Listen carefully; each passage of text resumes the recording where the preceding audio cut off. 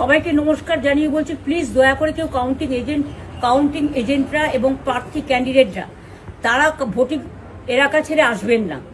Strong রুমে যেখানে counting হচ্ছে মানে সেন্টারে, সেখান ছেড়ে কেউ আসবেন না।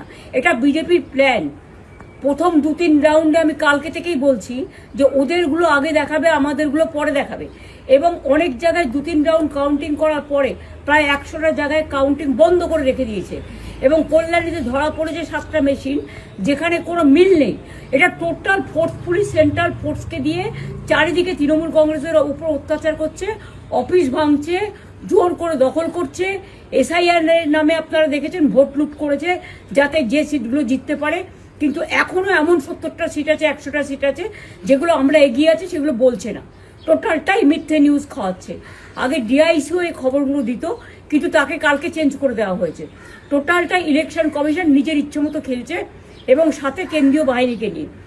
এবং আমাদের পুলিশরা টোটাল মাথা নত করে কেন্দ্রীয় বাহিনীর আন্ডারে কাজ করছে। সুতরাং আমি আমাদের কাউন্টিং এজেন্টদের, আমাদের সমস্ত পার্টির কর্মীদের বলবো, অত মন খারাপ করার কারণ নেই। আমি বলেছিলাম সূর্যাস্ত পরে আপনারা জিতবেন।